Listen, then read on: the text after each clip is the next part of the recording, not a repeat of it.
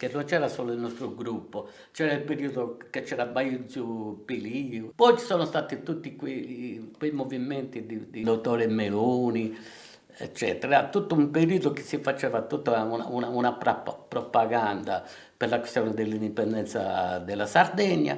Il Partito Sardo aveva il 2, 3, manco il 3% di votanti.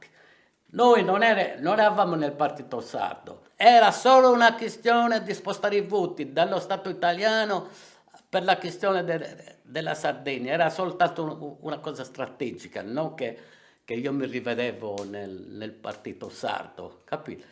Aveva preso il 13, quasi il 14% di votanti Dal 2.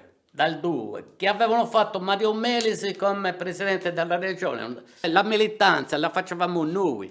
Ma poi ha funzionato tutto questo Ecco, lavoro? quello è che non ha funzionato. Mario Melisi, che poi era il leader del Partito Sardo, e quindi tutte le cose, la continuazione territoriale, la lingua sarda, un sacco di cose che loro avevano tutto nel loro statuto. No, quello non l'hanno assolutamente portato avanti niente. Magari dicevano, ma noi l'abbiamo proposto, ce l'hanno rifiutato, per esempio. Però il rifiuto lo metti in lotta alla gente, non è che se ti rifiutano allora riattacchi ancora più massimo.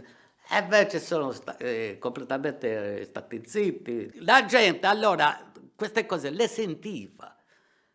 E quindi hanno votato il Partecipava. partito magari per una questione di indipendenza anche.